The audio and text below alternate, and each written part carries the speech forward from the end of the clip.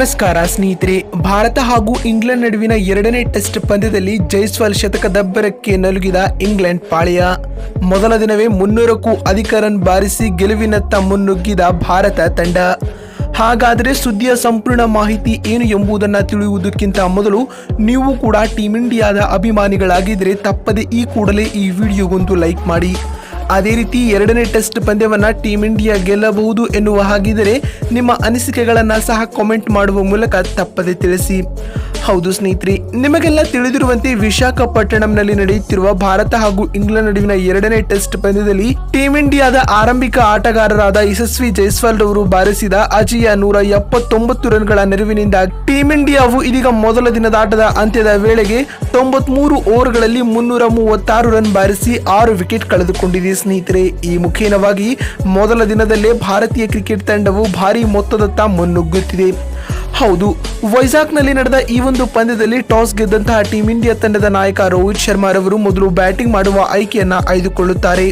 ಅದರಂತೆ ಇನ್ನಿಂಗ್ಸ್ ಆರಂಭಿಸಿದ ಯಶಸ್ವಿ ಜೈಸ್ವಾಲ್ ಹಾಗೂ ರೋಹಿತ್ ರವರು ತಂಡಕ್ಕೆ ಉತ್ತಮ ಆರಂಭವನ್ನ ತಂದುಕೊಡುತ್ತಾರೆ. ಈ ಜೋಡಿಯು ಮೊದಲ ವಿಕೆಟ್ಗೆ 40 ರನ್ಗಳ ಜೊತೆಯಾಟವನ್ನ ಸಹ ನಿಭಾಯಿಸಿತ್ತು ಸ್ನೇಹಿತರೆ. ಆದರೆ ಇದೇ ಹಂತದಲ್ಲಿ ರೋಹಿತ್ ರವರು 14 ರನ್ ಗಳಿಸಿದ್ದ ವೇಳೆ ಓಲಿ ಪೋಪ್ ರವರಿಗೆ ಕ್ಯಾಚ್ ನೀಡಿ ನಿರ್ಗಮಿಸಿದರು. ಇನ್ನು ಇದಾದ ಬಳಿಕ ಜೊತೆಯಾದ ಯಶಸ್ವಿ ಜೈಸ್ವಾಲ್ ಹಾಗೂ ಶುಭ್ಮನ್ ಗಿಲ್ ಕೂಡ ತಂಡಕ್ಕೆ ಅಲ್ಪ ರನ್ಗಳ ಕಾಣಿಕೆಯನ್ನ ಕೊಟ್ಟರು. ಇವರ ನಡುವೆ ಬರೋಬ್ಬರಿ 49 ರನ್ಗಳ ಜೊತೆಯಾಟವು ಸಹ ಮೂಡಿ ಬಂದಿತು ಸ್ನೇಹಿತರೆ. ಆದರೆ ಉತ್ತಮವಾಗಿ ಆಡಬೇಕಾಗಿದ್ದ ಶುಭ್ಮನ್ ಗಿಲ್ ರವರು ಮತ್ತೊಮ್ಮೆ ವೈಫಲ್ಯವನ್ನ ಅನುಭವಿಸಿದರು. ಜೇಮ್ಸ್ ಆಂಡರ್ಸನ್ ರವರ ಎಸೆತದಲ್ಲಿ ವಿಕೆಟ್ ಕೀಪರ್ಗೆ ಕ್ಯಾಚ್ ನೀಡಿ 34 ರನ್ಗಳಿಗೆ ಗಿಲ್ ರವರು ಪೆವಿಲಿಯನ್ ಸೇರಿಕೊಂಡರು. ತದನಂತರ ಬಂದ ಶ್ರೇಯಸ್ ಅಯ್ಯರ್ ಕೂಡ ಹೇಳಿಕೊಳ್ಳುವಂತ ಆಟವನ್ನ ಆಡಿರಲಿಲ್ಲ. ಬರೀ 27 ರನ್ಗಳಿಗೆ ಶ್ರೇಯಸ್ ಅಯ್ಯರ್ ರವರು ತಮ್ಮ ಮೊದಲ ಇನ್ನಿಂಗ್ಸ್ ಅನ್ನ ಮುಕ್ತಾಯಗೊಳಿಸಿಕೊಂಡರು ಸ್ನೇಹಿತರೆ.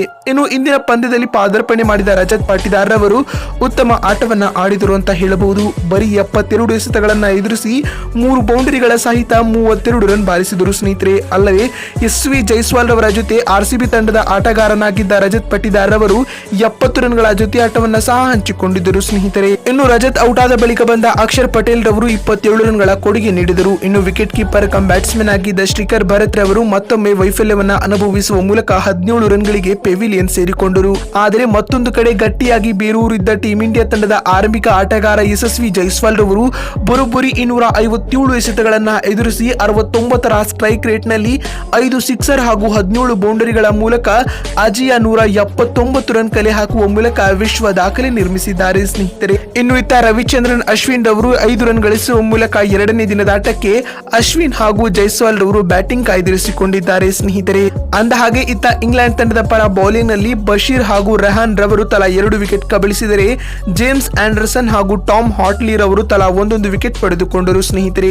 ಈ ಮುಖೇನವಾಗಿ ಭಾರತೀಯ ಕ್ರಿಕೆಟ್ ತಂಡವು ಮೊದಲ ದಿನದ ಆಟದ ಅಂತ್ಯಕ್ಕೆ 6 ವಿಕೆಟ್ ಕಳೆದುಕೊಂಡು 336 ರನ್ ಕಲೆ ಹಾಕಿದೆ ಸ್ನೇಹಿತರೆ. ಇದರೊಂದಿಗೆ ಎರಡನೇ ಟೆಸ್ಟ್ ಪಂದ್ಯದಲ್ಲಿ ಟೀಮ್ ಇಂಡಿಯಾವು ಭಾರಿ ಮೊತ್ತದತ್ತ ದಾಪುಗಾಲಿಡಲಿದೆ ಅಂತ ಹೇಳಬಹುದು. ವಿಡಿಯೋವನ್ನ ಇಲ್ಲಿವರೆಗೂ ನೋಡಿದ್ದಕ್ಕಾಗಿ ಧನ್ಯವಾದಗಳು. ಮತ್ತೊಂದು ವಿಡಿಯೋದಲ್ಲಿ ಸಿಗ್ತೀನಿ. ಅಲ್ಲಿವರೆಗೂ ನಮಸ್ಕಾರ.